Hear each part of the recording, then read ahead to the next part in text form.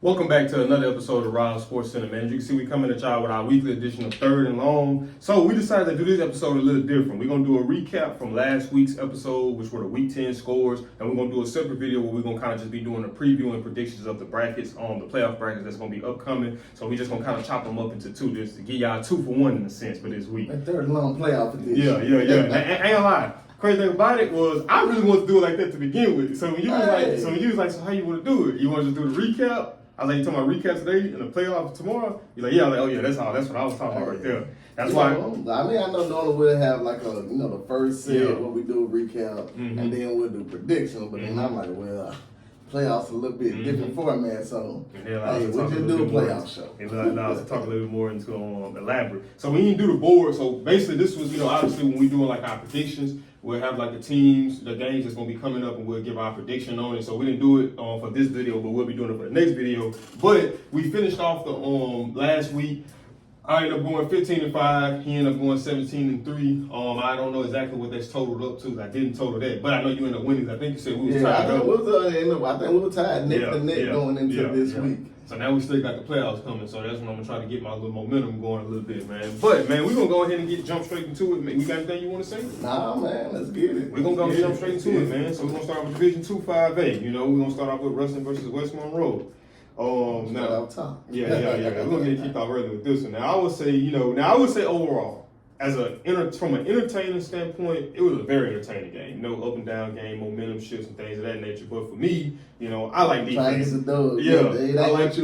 like defense. And I wouldn't say obviously I don't think that we was gonna dominate West Monroe, but I did think we possibly would have beat them by much more of a comfortable lead in a sense. But at the end of the day, the main objective is to win the game. So you come out the game with the win. They end up putting it off 49-44. But the things that has been plaguing Ruston all season was the same things that's plaguing them now, and that's run defense, pass defense. To me, West Monroe really had a free go. They did really what they wanted to do in a sense. Both teams did in a sense too, so I'm not going to make it seem like it was just Ruston they got handled, but I just would have loved to see a little bit more guys sticking their nose in there and putting the hat on Punty, opposed to trying to just jump on his back and strip the ball from him and letting him, get him where it might have been a 5-yard gain. Now he running for another 15, 20 yards. That's like I said, you keep highlighting, saying on Punty, but hey, McNeil had just as big of a game. I think McNeil may have had 3 scores. Man, it's just one thing with a running defense.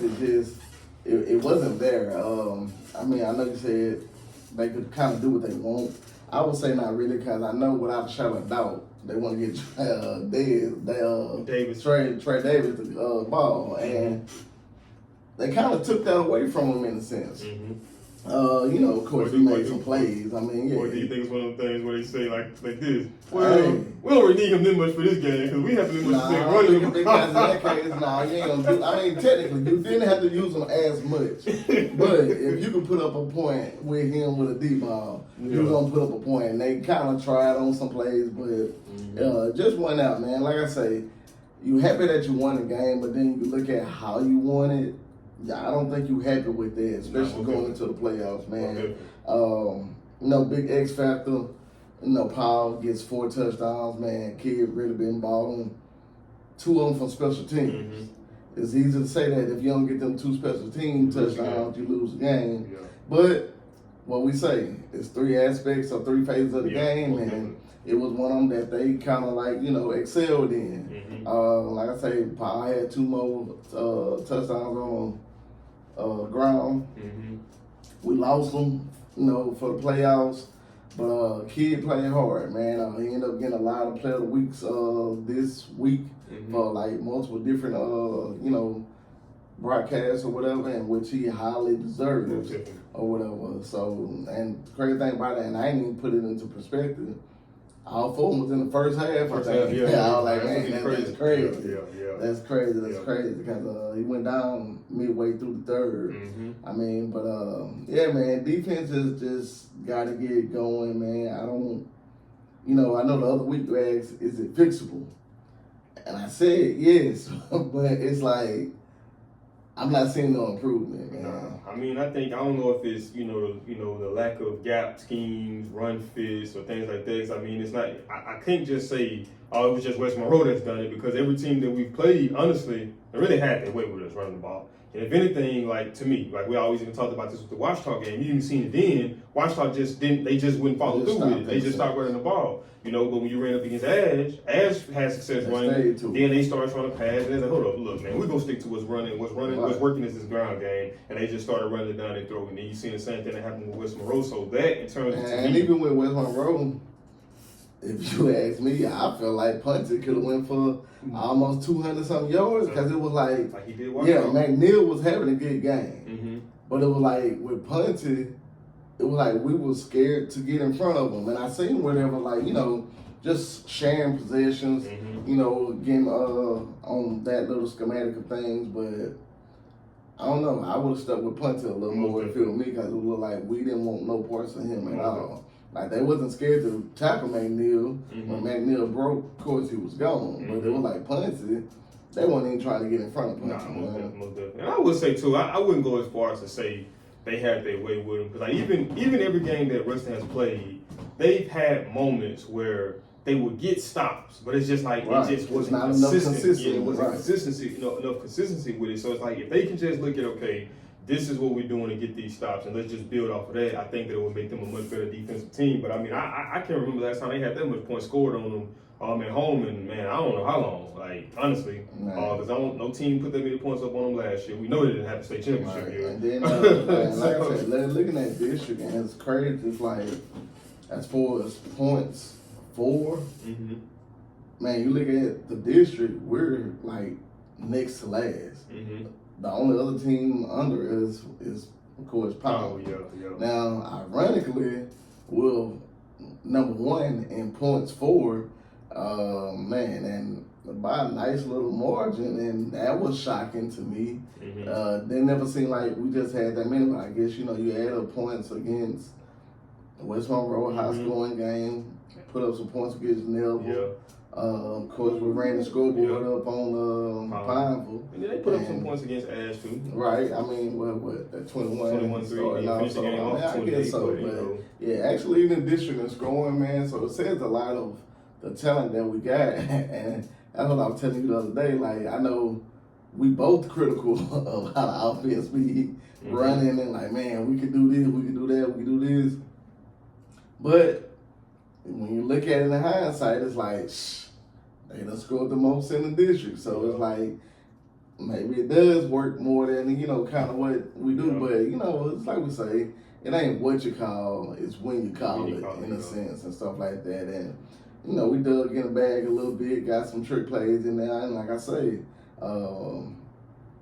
I had text Quail, and I was like, that was a nice play, because we were kind of like waiting on it, kind of had an inside that supposed to be the first play of the game, but I guess, you know, with Powell taking that out, kind of. And they played out perfectly, though. It did. And like I said, it's a timeout call. And then I seen it was on that 4th and 1 or something we had, and I don't think we would have ran the play, because I had told Quell, I'm like, bro, they could run 3 more plays out of this same situation. I was like, man, we could run 3 more plays. And when West Monroe called that timeout, I guess it was time for play number 2 to come out of there. And they ran it, and that's when Josiah Morgan came around and kept it. And that's when Quell was like, oh, there go play number 2. So it's like, man, it's a lot we could do, man. We got talent, man. And that'd be my biggest thing. I know, like, whenever we be talking off camera, and, you know, we was talking about, you know, Ruston and the path to the dome, and I was just like, man, I don't see it. And I was like, it's never the fact that I don't see it in terms of a talent standpoint, and I wouldn't even necessarily say coaching, it's just when these plays are properly being drawn up. That'd be my most thing. It's like, you know, like even with the West Monroe game, even when I text you, I was like, bro, we need to get a stop here. Off, we need to go score and just put this game away. Stop letting West Monroe hang around. Get the stop, don't necessarily get the score. And it's like, it keep leaving the door open for them to be able to, you know, be in the game. And that'd be my biggest thing. Is like, bro, like, let's, like, once we get our foot on their neck, let's not take our foot off the gas. Let's remain the same level of aggressive. Now, you're not going to take unnecessary risks, obviously, but you still want to have that level of aggression to say, man, we finna gonna put y'all away and not even make it a possibility. And like I said, I know I always harp back on this, but I kind of see what Bobby's saying in terms of like the inconsistency. Granted, I know you're dealing with high school kids, so, you know, you got to think about that too. But it's like, 1 minute you will see them playing, and like even what you're saying about the offense, it's like, now when it's working, it's working. Like it's fun, it's phenomenal to watch. But it's like when it's not working, it kind of just becomes redundant, and we kind of just keep hammering at the wall, expecting it to be a different result, opposed to saying, you know what, this hammer hitting this wall probably won't work. Let me go get this chisel real quick. Right. This ain't gonna work. Let me go get that power drill. Let me go get this hammer drill. Like, let's find different ways to try to be able to get through the wall opposed to just trying to hammer at it. But like you said, we know one thing about Ruston, it's all about imposing their will on you from an offensive standpoint. So eventually, their whole mentality, you know, I always say, their mentality is, we don't never lose games, we just run out of time. Because eventually it's gonna start working. But I mean, like you say, it's hard to debate it sometimes when it works. You know, so it's just and I don't know. I guess over this, and I know your frustration because I remember how I used to be when I first started looking at Russ. I'm like, come on, bro, they got this, they got 9 in the box, and we started doing this, and you know, you had text, we were like, come on, man, we can't just keep getting big plays. And you know, I said, well, hell, I'm happy because I didn't see the big plays coming through over there. Everything was like little bit by little bit, you know, like unless you got like a long run, like let's say Brantley broke or Jet broke or Brooks broke or something like that. Had a decent passing year with and stuff like that back in them days, but like it's totally different this year compared to what I'm used to. So I've just been happy to see what, you know, we've been getting or whatever. And like I say, back to the formation, they're really not allowing people to stack the box again. So, you know, I see a lot of improvement especially from years ago. And the thing about the D, I'm not happy with how it is, but it's like when they need a stop, they get them. But it's like, why we don't have that sense of urgency, like, from the first quarter to just put something away. Like, even with, you know, going back to the Ash game, when, when they got the fumble, it was like, you know, we didn't score, but it's like, let's put them away right here. You know, right. Same thing with West Monroe. We got the onside kick. We score right there, man. That's looking like a totally different ball game. Pressure on them. Right, and like, you know, but it was, you know, got right there, man. Yeah. So like I said, man, you know, it's a lot to unpack from it. You know, I do like the fight. I do like the you know, being able to keep going, fight through adversity. You know, obviously, you know, you lose one of your top guys, a guy that's been a high performer for you all season, and even especially that game, and just seeing the fight with the guys to not give up and say, okay, man, we just gonna keep pushing, we're gonna keep going. And then, like you said, the other guy, the other young guy that came in after Powell, you know, he had success with coming in. Cole Gray, So, you know, like you said too, moving forward, man, it's a lot to like. You know, I think that Ruston most definitely have one of, you know, the top offenses in the state. You know, thing is just, can we consistently put the pieces to the puzzle together to be able to carve out, you know, a clear path to the dome. And, you know, based off of the brackets and how that looks, that's gonna be you know, a topic for another video. But I'm liking the way. Like I said earlier, you know me, I read them numbers, I read them brackets, I like, bruh, if all the Monroe schools end up on one side, I think we got a, you know, good little path, and hey, all of them on one side. So now it's on us. Like I said, we lost Paul, which is a big question mark, but it's like, can we answer the question? And I feel like we do. Maybe have to go back, you know, like prior years with running back by committee. What I mean, running like 2 backs or more, because like I say, Cole definitely showed that he can run with some power. And West Monroe front line, you know, it ain't too shabby. So it was getting like 3 to 5 yards of pop. Not the fastest, but it, you know, can get up in there, and then, but also we could probably start back working in DeMoss a little more. And also, man, I forget number 27. I can't think his name. But he's a speedster too. So it's like may have to come in by committee to replace what Paul, you know, gave us. I'm just more worried about special teams on that end. And like I said, but DeMoss will be back there. But also on the punt return, I started knowing they started going 2 backs. I like that. And so we got to find somebody else to put on that other side. Probably gonna be somebody like Josiah. I don't even say him, him and DeMoss. But hey, man, just gotta dot it up. Get a free week this week to work on a bunch, and I feel like we're gonna do what we need to do. So now, touching on one of the Monroe schools, man. Now this right here was a shocker for me. Because obviously I picked Ash just because, you know, when we was looking at it from a whole team standpoint, Ash has been one of the better teams on all 3 phases of the game, offense, defense, special teams. So to me, they're probably one of the boys, the most complete team in our district. But Neville ended up, you know, taking that one 31-14. And even, I know I'm gonna use some high vernacular. The score was 31-14, but the score wasn't indicative to how the game actually went. Man. It was a pretty dominant performance. But you know what's crazy? going into last year when they played, we thought that it was going to be a much more competitive game. Ash came in and kind of just did what they wanted to do with them this year. Fast forward this year, it's vice versa. This game never and never had that on their mind also. Like, never did not let the year from last year, they didn't just let it go. They played with that chip on their shoulder, man. And they came in, and it's like we kept saying, we even touched on. It's like, to me, they shouldn't have lost at the same time as Moore. Most definitely. They shouldn't have lost to Ruston. Most definitely. So it's like, everything that they had, they've been right there. They done jumped up in every game, but it's like, can you keep it and put it together all the way through the game? And we know they were known for jumping out, and they jumped out on Ash. And it was like, them plays when they needed to keep going, they did what they needed to do to, keep going. And I mean, they dominated, man. They really did. I know Ash may have had some people out or hurt, but hey, it's the next man up league. Yeah, most definitely. And never did what they needed to do there. Like I said, running ball, they're probably one of the most physical defenses in the state as far as front eight or whatever, how we want to put it. 4-4-5, 3-4-2, anywhere from 6 to 8 people. Like, they're probably one of the most physical teams up front.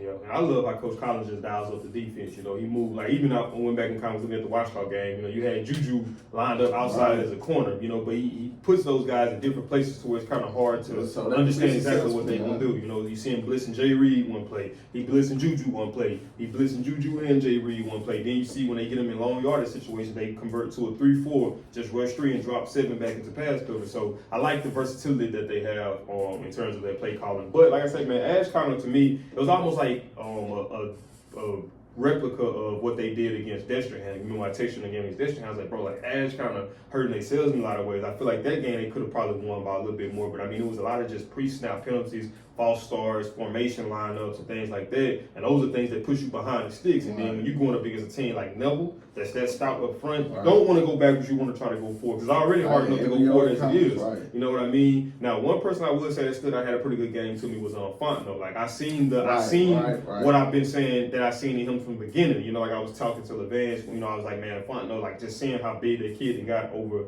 the summer. And I was just like, man, just looking at him, like, I feel like he got the potential to be a top receiver in, for sure the district, but even possibly in the state if he can just put it together. And I was like, and it probably could be due to him being younger. It just seemed like to me at times that he kind of just mentally checks out. And I feel like that if maybe he's not being involved in the game as much as he would like to be, it comes to a point, especially if you're losing, where you feel like, man, they gotta just, give me some more opportunities. I feel like I can be able to contribute. But I was like, but if he could just kind of stay composed and cool throughout the course of the game, I think that he'll be a very hard person to deal with. But like I say, man, I think that's ultimately what it was. Neville just jumped up on them earlier and then kept their foot on their neck. And then Ash just kind of had a hard time with rebounding and, and being able to put themselves in position to, win the game or make it more competitive. But they still had opportunity. I think it might have been like 14-0 going into like, I think what was it 14-0 going into the first at the end of the first quarter going into the second quarter. Yeah, it was so they hung around from the 14-0. They hung around because even going into halftime, it still wasn't that bad. Fontenot had got that touchdown going into the second half, I believe, and it might have been like 21-7. I think it was 21-7. Yeah. Well, no, actually, that's what happened. They did score, and it was like even 14-7 or 21-7 with only like 30-some seconds left, and never end up getting another touchdown before the half. And so that when I seen that, I was like, ooh, that was kind of like backbreaking. Like, see, that one was like how it was. I was telling with Ruston, like getting that score before the half. They're like, all right, they got the score before the half. They get the ball back, then you can like steady knock it down, which they came back and knocked it down against us before. But they got that score, and then Ash came right back and scored with like 35 seconds left going into the half. And that was a deflator right there, man, and that kind of took a lot of the win out of Ash at that point. No, and I would say too, man, never OC been in his bag these last few games, man. Oh, man, like he really done came along and been down and just getting what it take, keeping it, making, and it's almost like we say, making everything look the same, whether it's gonna be an RPO or a quick slant or a little pump and go or whatever action, like.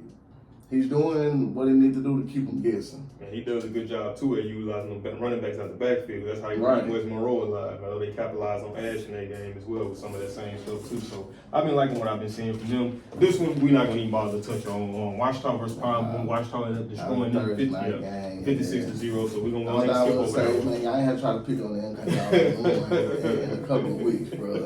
Talking about y'all want to try to get a shutout. But hey, I feel it. Big some momentum going into the playoffs. Yeah. Don't take no prisoners. I don't care what. Hey, I don't care who in front of me. Hey, I feel it. So now we're gonna jump down to Division 1 through 5A. Now this one right here was another surprising win. Like I'm not saying it was surprising in terms of the win. I'm saying it was surprising in terms of how they won, which was Evangel beat Parkway 55-27. Right. And we both picked Evangel, but like I say, I did not think it would be that lopsided high up. Most definitely. And the crazy thing, they just keep sticking out.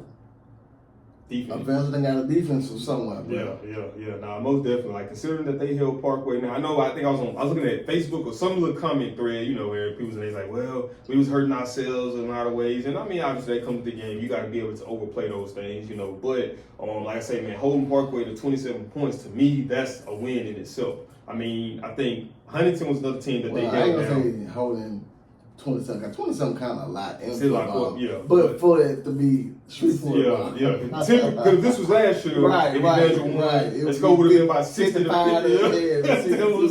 So, and from a defensive person, most definitely, you don't want to give up on 27 points. But then, I get what you're saying, being Shreveport team. Yeah, and then it's always one of those things too. And even Belichick, I seen him breaking down the game, and he was just talking about red zone defense. And he's like, man, sometimes you gotta look at it like this.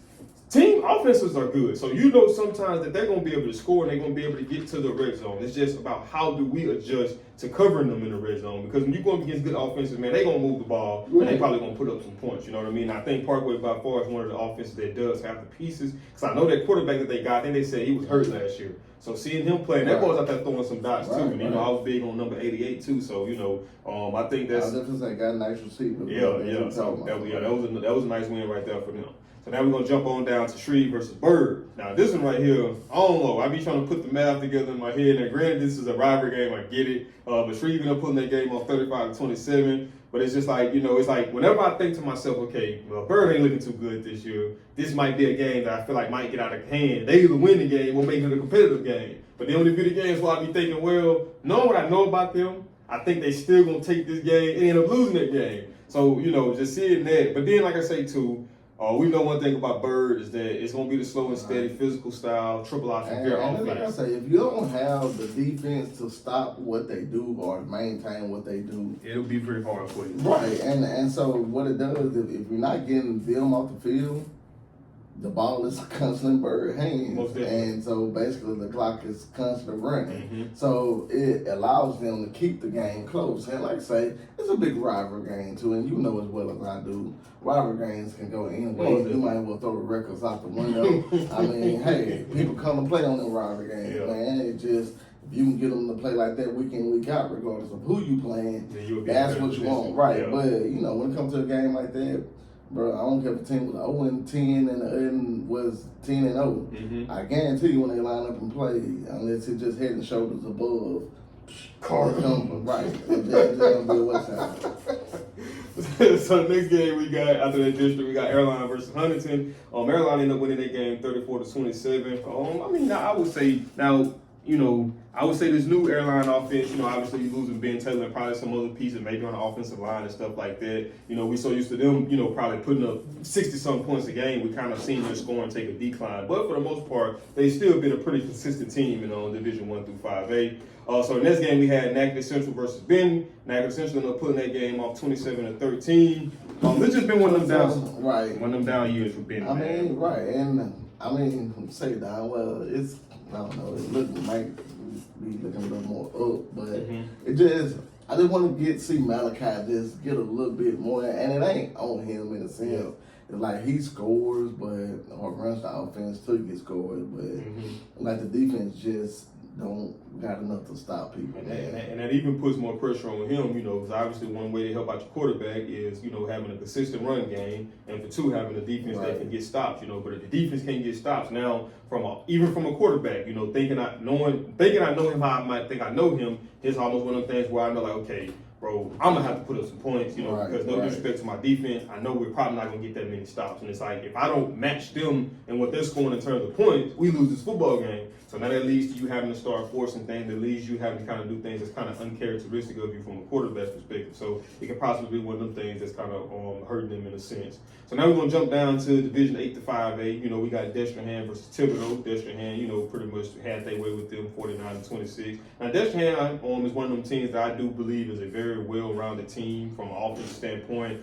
They pretty balanced with the run game, with the passing. You know, I like the running back they got, and I think his name, I think it's number 24. He's a dog. I seen that in him last year. And then, you know, obviously you got Jabari Mack on the outside. You got the quarterback who's, you know, a senior this year. But, you know, I like what I see from them. And then obviously the defense is always pretty good for the most part. So, you know, they're another one of those well-rounded teams going into the playoffs as well.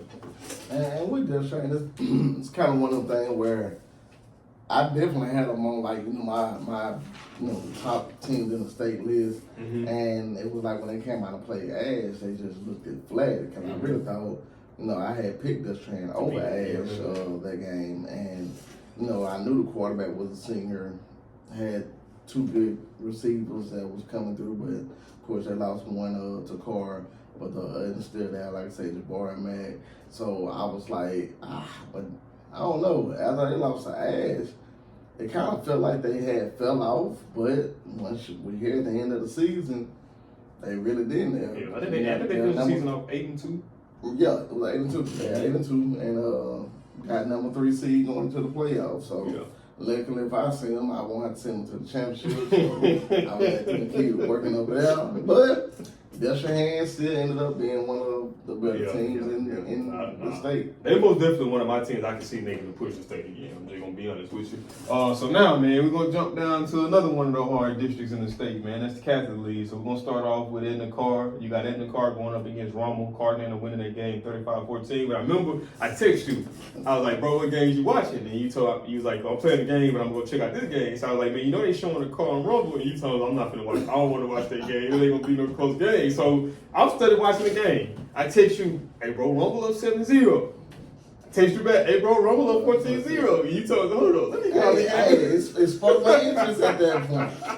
It sparked my interest. And it was, man, Rumble came out playing hard. You know, it was a tied game going into half. Now, second half, right. And then, but then I said, when it started going, I said, oh, this is going to be that, like, you know, you play harder with the halftime. And then after that, because it was like, once I started watching, Romo couldn't do nothing. And the crazy thing about it, now, I get the Romo D. D kept getting them the ball back. Yeah. Like, that was probably, John Johnson? Yeah. That was probably the most picks that, he probably had them through in the game. And, like, they had it schemed up well. And I forgot about the QB from Romo. That was nice, too. In game adjustments, I guess, Carl, like, hey, we're going to stop this. They started doing this, like, they couldn't get through the ball, so they started putting different formations. But, when I started looking at it, I'm like, I don't know what time it's from. But you gave a good analogy on that game, too. You like, bro, you got to think about it. He's like, when you look at games like that, it lets you know how good the coaching is. Right. Because for them to even keep it that close of a game for as long as they did, it shows you the preparation. And you're like, no, but at some point, the level, it starts to separate because of the talent. Like, they started out good. They started out hot. I think that might have been, because I even did a separate video on that. I think, other than Heritage, Romo might have been one of, well, no, they didn't run the clock St. Alec either, but that was one of the few teams that they didn't have one on the clock. I don't think they had one on John Curtis either, though. Okay. I don't think so. Yeah, okay, cool. Yeah, cool, John Curtis was in there for a little bit. Yeah. But like I said, too. That's 4, so that's 6 out of 4 games. Yeah. I mean, 6 out of, 4 games that just didn't. I will say, too. Rumble. Now, I haven't actually watched I watch Big Easy Media, but it just showed like clip by clip. It don't really just show the whole vibe of the game. Rumble was one of the teams that I feel like came out with that not intimidated approach. They came out talking noise. I'm talking Rumble is a good team, man. Like I say, you take a look at the brackets. I got Rumble getting an upset by seeding coming into that second round. No, more definitely. I mean, we'll cross that bridge, probably get there probably tomorrow or whatever. But, Romo is a good team. It's just the way that the setup of playoffs that makes it look like a team in 4A is high powered, but once you move up to 5A, man, it's levels to it, man. So you could take a high level team that's moving up in the playoffs with another higher, districts, and those mid-grade teams can beat some of those higher teams, man. We've seen that a couple of years ago when they first had done this with Wiseman. Wiseman was like the 1 or 2 seed, but they went up and played against lower mid 4A team. And if you want to call it an upset, it's an upset, but by seeding it looks like an upset, but it's like that team is technically kind of supposed to beat them. You know. Right. So with Rommel, I mean, they're definitely a good team. It's just they're seeded how they are, but they could definitely make a deep run. Nah, most definitely. So next after that, man, we got St. Aug versus John Curtis. St. Aug ended up pulling that game off 55-28, which was a darn good win on St. Aug. Yeah, for real. That was a good win for St. Aug. Yeah, most definitely. We ain't even had that on here. I mean, my car said, dang, man, we could have added that to the board. But and granted, straight up, from the way that John Curtis D was looking against Edna Carr, I probably would have picked John Curtis on that game, which I did like the way St. Aug played against Carr, which that was probably Carr most competition other than Heritage. As for most competition in the state. But St. Aug looks good, man. They really do. St. Aug most definitely got that team that got the pieces that could beat a team with the likes of Carr. So I would give them that. I know you big on the band aspect. Man, I love it, bro. But Carr got that same aspect too. But yeah, I mean, you gotta ask me the best band this year. Gotta St. Aug. They playing. Hey, that's baby Southern. Yeah. So the next game in that division, we got Brother Martin versus Holy Cross. This was a surprising one to me. Brother Martin ended up putting that game off 31-3. Shout out to the receiver from Brother Martin too. I think it's Easton Royale. He ended up getting an offer to Texas Longhorn. So I don't know if he gonna. That kid's a junior, ain't he? Yeah. So man. So I'm curious to see how many more offers they have. I think Holy Cross started off good. It's almost like one of them Washington type deals. Did you really play up to the level of your competition, or did you underplay your teams? And I felt like that's what Holy Cross was. They looked good early. They went undefeated for a while and then hit district and now they ain't been too pretty. They've been the same. So then after that one, man, we had Warren Easton versus Jesuit. Jesuit ended up pulling that game off 45-36. At first, I was gonna say that was kind of surprising, but kind of considering that. Like I said, without Warren Easton got going on, it ain't too much. Kind of get kids to go to other places when your team in trouble and really can't, like play like they should. Yeah. So now we're gonna jump down to Division 4 through 5A. Now this right here most definitely was another one of them upsets that there's no way I could have ever predicted that. Had Catholic BR going up against Zachary. Catholic BR beat them 41-7. Now if you told me, you remember last year when they played, it was a shootout. Like that game went down like it was. So if you would have told me this year, it's been a shootout for quite years before. That's what I'm saying. If you would have told me the Catholic was gonna beat them 41-7, I would have said 41-28 maybe, but 41-7, dude. I picked Catholic, and I don't know what it is with Zachary, but I had said Zachary just doesn't look like the same Zachary. And like I said, I know we're rolling until the show of tomorrow, but I looked at the Central and Zachary game, and that was a battle. But for Zachary to double back to get blown out like this, now, you know how my math is mastered. So I'm looking at Zachary get blown out like this. Then I look at West Monroe and Catholic, and West Monroe beat Catholic, and then we beat West Monroe.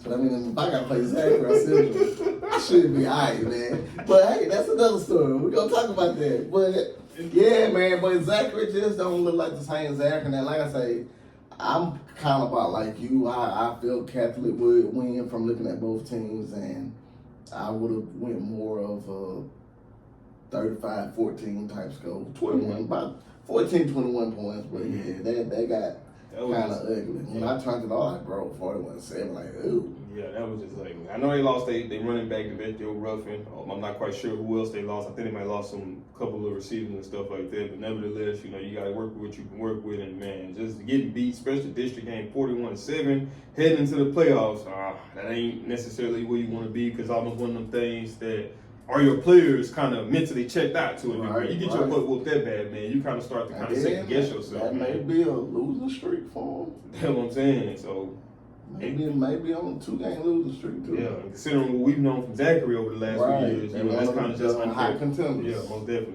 So then in that same division, you got Central BR. They went up against Scotlandville, which was the same score, 41-7. But I mean, that was pretty much expected. And I was looking at that game. I was like, well, I know Scotlandville ain't got nothing. It was like Scotlandville was in there, kind of hanging around with them. But you know how that be. Like you said, like you said, coaching can keep it even out for a little while, but eventually the talent gonna start to kind of separate itself. So now we're gonna jump down to Division 2 through 4A. Man, we had Franklin Parish going up against Tioga. Now this is another one of them games where I just didn't expect it to be like that. Franklin Parish ended up beating them 61-22, bro. I mean, we both picked Franklin, and we both said it. Was Tioga ready for the big lights? Yeah. And it's like they've had a great season. But it's levels to it, man. Franklin probably a little bit more been battle tested, right? And like I say, not even just this year.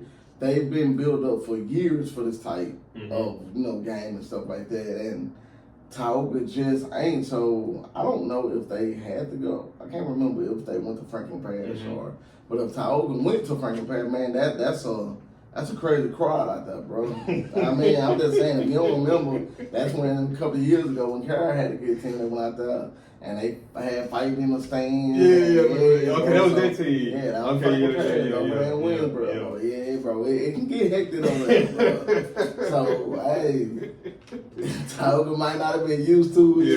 Yeah. Atmosphere was a little too great for them, man, and they put up a dud. Yeah. So then after that, when we had West Washita going up against Grant, which was a good game, that came down to the wire. West Washita put it 54-52. Man, I was looking at it. I was like, bruh, like, I did not expect that from Grant. I mean, especially after West Washita had just beat Shreveport, Wasp. Yeah. And I'm like, okay, man, but then to go down and do that with Grant, that just shows the inconsistency. Yeah. So then we had Wiseman going up against Peabody. Wiseman ended up a pretty good game with that one too. Wiseman ended up pulling that thing off 29-20. So then that was one of the games that came down to the wire too.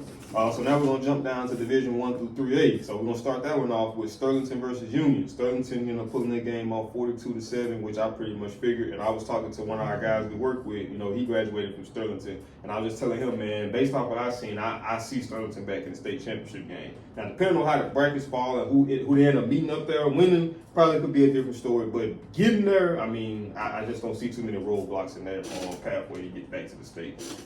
After that one, we had Richwood versus Carroll. Richwood ended up pulling that game off 36-14.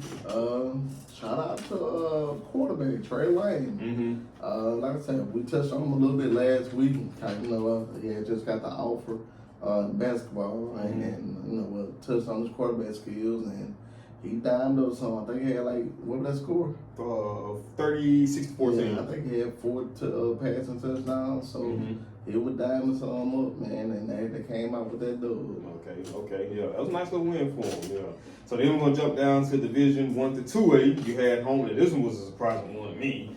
You had Homer versus Dartwell Woods. Homer ended up pulling that one off 49-42.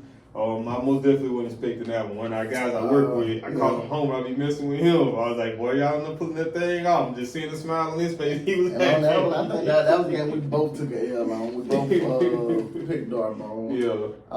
To me, it was like talent versus structure on that game. Yeah. I thought Dartmouth had enough, like I say, my mathematics scheme, so I looked at how Union dominated Homer, and then how Union kind of struggled with Darbone, but they ended up putting out by 14. But it was a close game up until the end. But then, like I say, I remember how many people talking about how it was, I ain't gonna say cheating, I don't like to use that word, but say how the refs was kind of trying to keep Darbone around, and I ain't think about that, but Homer showed, and I knew Homer had some athletes over there.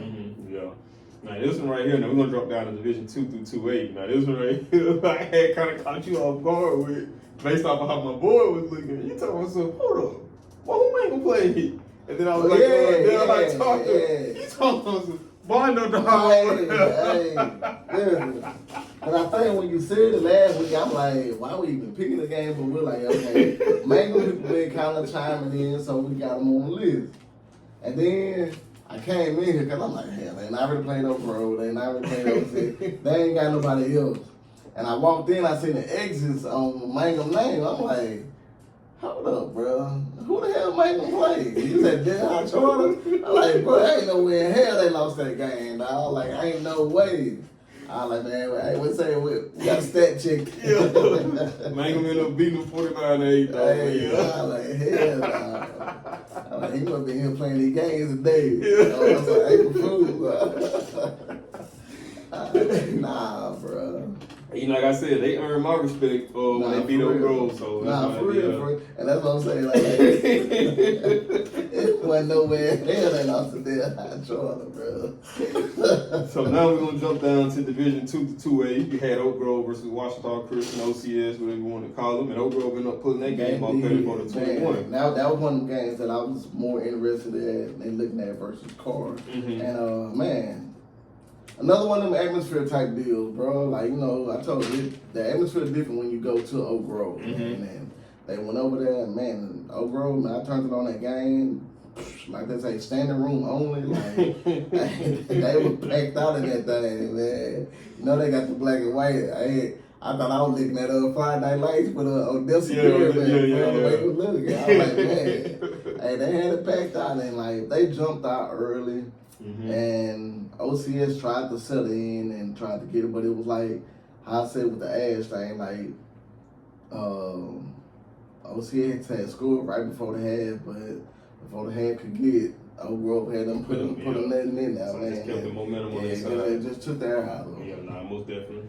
Then we're going to jump down to Division 3 to 2A. We have, shout out to Miss Alicia. I know she was bragging about her son, and I think one of his teammates that had a pretty good game against Lakeside. That's Winfield versus Lakeside for you, those who may not know. Winfield ended up putting that game off 20, I think it was 20-6. So, you know, shout out to them. Winfield actually been putting on some games, man. Yeah, that's bad. Winfield used to be one of them dominant teams in the area, man. Like I say, back days, early or later 90s, early 2000s, big name, Anthony Thomas, that went to Michigan and played some pro ball, like came from Winfield, big A train. So Winfield got a good pedigree, man, and just got to get back to what they used to do, right? Most definitely. So now we're going to jump down to Division 1 through 1A. You got Haynesville versus Glenbrook. That was a one-sided win, 47-0. So I went to go holler at my barber, earlier this week, and we just talking about Haynesville, and, he was just talking about, hey, boy, we got a squad over there. He talking about, we got 3 backs. He talking, we be rotating them suckers out. And he talking about in the offense we be running. He's like, they don't know what we gonna do. He's like, either the quarterback gonna keep it, we gonna hand it off. And then he's just talking about how good they, been playing collectively as a team. So I asked him, I was like, well, bro, since you saying that, let me ask this. He's like, what's up? I was like, man, if you had to say, what would be the teams that you think would give y'all the hardest games, the hardest matchups? He was like, Faraday was one. Faraday been playing some good. Faraday was one. I think, did I say Mangum was another one? Well, no, you just said Faraday. Faraday, okay, yeah, Faraday, yeah. Then I know he was saying too though that they would have to play up, and obviously have to end up going up against Oak Grove. So he's like, yeah, obviously you could say that Oak Grove was one of them, but just hearing him talk about how good they were, and he was saying too that they still got some people, some younger kids that's on the back burner that's gonna be coming up too. So it's looking like they division gonna continue to stay afloat. So then the next one, now this was another one surprising right here. We're gonna jump down. We're gonna stay in Division 1 through 1A. Jonesboro High versus Cedar Creek. Jonesboro won that game 30-0. They did, and I was like clicking onto that game, man. I don't know. Jonesboro just came out hyped, and it's like I said, one thing when you have your athletes, you gotta be able to use them and put them in the right position. and that's it. And that seemed like that's just what Jonesboro done. Like if you ask me, I would say Cedar Creek has the more complete team out of them, but hey, Jonesboro put them in space and did what they needed to do. And it's one of them things too, like even what you was, talking about, what we was talking about, the Ruston and Ash, the Ruston and Neville, we just talking about matchups, and just certain teams based off the style of play and what they offer and what that team struggles with. It's one of those things. So it's like when you're looking at it based off of names, you saying to yourself, like, man, ain't no way that poster had went down like that. When you're looking at it from a schematic standpoint, you said that was exactly how I pretty much anticipated it was going to go. So that was one of the things you got to factor into the situation as well. So then the last one on our list, we're gonna stay in Division 1 through 1A, and that was Lincoln Prep versus Arcadia. And Lincoln Prep ended up winning that game 51-28. So that's a pretty nice win on their part. They put ran the scoreboard up on them. Now I don't know exactly how the game went. Was it just a dominant game all the way through, or did Arcadia kind of start to put up points? It was like one of the things where it started off like going back and forth because of. With that being right around, like I actually stayed like right next door to Lincoln Prep before we just recently moved, but my oldest son was in Lincoln Prep, so I keep up with Prep a lot. Got a lot of people over there that I know personally, so I keep up with Prep a lot, and man, it was a battle going back and forth, and it was just Prep came out like I told you, man. Prep is just like 3-4 players away from being like. A great team, and really would have looked a lot different. My homeboy kid, Shamar, he moved and went up to Mississippi, and kid he's on 10th grade, can get like a lot of D1 offers. I know Mississippi State offered, Ole Miss brought him on a visit, got an offer from Baylor, so just think if he was still at Lincoln Prep, how much more dominant they could have been. And like I said, man, Lincoln Prep done lost some good games, like how we say with Jonesboro. They lost to Jonesboro early in the season, but that was a battle, 35-28, which that was like crazy because they got blew out by Cedar Creek. So that math that I be talking about is the math on that one because of the way that Cedar Creek beat Lincoln Prep, I was thinking they would have blown out Jonesboro, but hey, man, you know how to cook it crumble sometimes. See, like I say, then going back to one, like conversations we be having off camera when we be talking about one of the most important aspects of the game is like everybody focus so much on schematics. I be big on that, offensive schemes, defensive schemes, but a thing that a lot of people don't put enough focus on is the mentality going into those games. I was always on that. I told you. I used to talk about, the athleticism, play calm, blah, blah, blah. But I'm like, as I got older, it's like the mental of a person or the mental of the mental mindset of a team. That goes a long way, man. That goes a long way. Like, I know I always use them as an example. But, hey, bro, they are a great example to use, and that's Carl. It's like just seeing like how even when they went down 14-0, it wasn't no panic. Now, granted, like you said, you made a good point also. Going down earlier is much easier to overcome than going late. You still got our game. Yeah, that's still especially when you just better. Yeah. And like, bro, come on, y'all tripping. So you get that settled out the way. Then, all right, what I call it like that? Just some pre-game.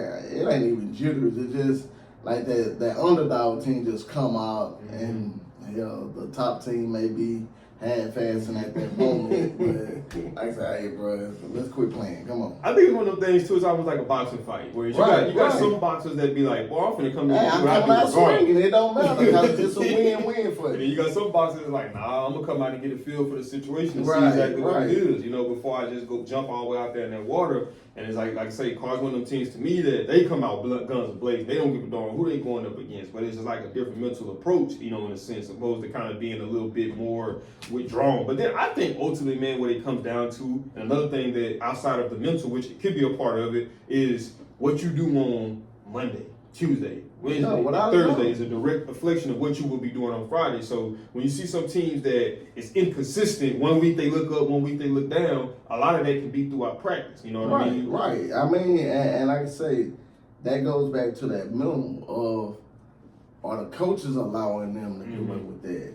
Are other coaches not coaches, or other players holding other players accountable? You hear me talk about the word peer-to-peer accountability, and man, I love it, man, because like it's on us together if we're gonna fail or be successful. Yeah. And so it's like, if you're holding that person to a standard that, bro, this is who we are, and I'm not gonna let you get up under this. Like, you know, just saying, coach going over something at practice, we going and you got a kid out here playing. Mm-hmm. You know, it's like, we ain't gonna win like that, bro. Yeah. So, like I say, if you prepping like you need to, and know that's what I'm telling about how Dizer to me has West Monroe. Yeah. I could tell everything is that they're not that talented. No, they're not. But they got that willpower and they got that mindset. And like I said, I was looking at I was telling about the interview with Aaron.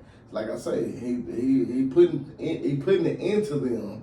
I want my players to have swag, meaning confidence. I want my players to be confident in themselves, to be like, sometimes it's just, hey, bro, forget all these plays. I need 1 yard, man. Push him the hell up out of there. Yeah. And like, you know, it's like, ain't no play call for that. It's just, man, you just got to man up and do it. Prime example of that, and I finally got a chance to see it on tape. I watched the film, and you kept saying it all year about, you know, when we was talking about Watch Talk. He's like, bro, I'm telling you, Watch Talk gonna turn it on. He was like, man, because, you know, Watch Talk got the pieces to the points where they basically saying, man, forget what you talking about. I'm finna go do this. So it was in the game against Neville, where Zealand Young was, you know, eating that corner alive on the opposite side of the field. So Waddell was just like, man, hey, check this out. You go over there and I got him. Very next play they ran that slant, Waddell shut that stuff down. So I get what you're saying in terms of that mentality. So it's coming. Yeah, most definitely. And like I say, I mean, take Watch Talk, and it's like, you know, granted, I know we joke. They start off undefeated, then they drop 4 in a row to everybody in the district.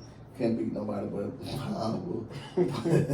but they are a dangerous team, bro. And it's one team that I personally wouldn't have wanted to see in the playoffs. Like I said, we're going to talk more and more about the playoff talk, but y'all may be shocked where I have Watch Talk in my bracket. Yeah. And then it's like thing about Watch Talk, man, like it's a double-edged sword with them, because it's like, you know, you always hear me.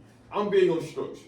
And it's like I say, structure wins. But it's just like going up against that off-script playing, you cannot prepare for that. You don't know what they're right, bro. Like John Jones, he was talking about one of his hardest fights, and they was like, well, it don't seem like a John Jones song. No, let me tell you. I think it was Obi and St. Prue. He's like, dude, the dude was so unpredictable. He don't know what he gonna do. That's what I'm saying. Well, so how do you prepare for that, bro? He don't even know what he's gonna do. It's so unorthodox. So I think Watch Talk will definitely one of them. Some teams, like, you can tell they first 10 plays are scripted. You kind of know what they is. You know what they gonna do. They run this formation. It's gonna be this.